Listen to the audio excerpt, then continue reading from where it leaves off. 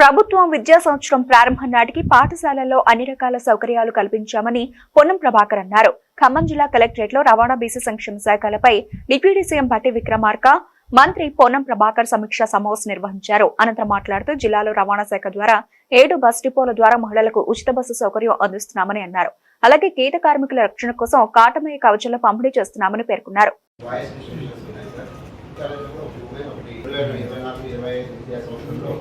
Overall pass percentage SSC 97.26 sir. Next academic ఇయర్లో మేము 100% result సాధించే విధంగా ప్లాన్ అండ్ యాక్షన్ తయారు చేసుకున్నాం సార్.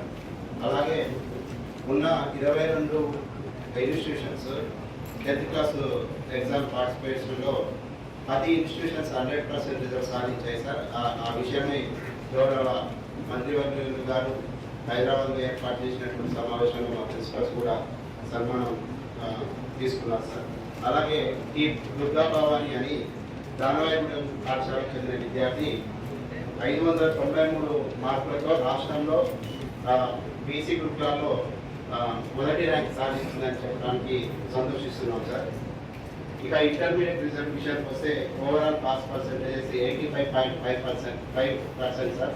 గత విద్యా సంవత్సరంలో 100% ఇంటర్మీడియట్ రిజల్ట్ చేస్తూ ఉన్నాం.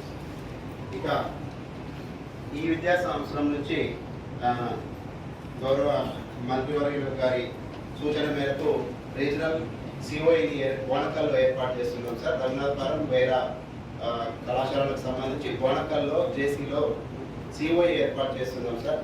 దీంట్లో ఐఐటి 8 జేఈ కోచింగ్ ఇచ్చి పిల్లలకి మంచి ర్యాంక్ సాధించే విధంగా ప్రోత్సాహం చేస్తున్నాం సార్.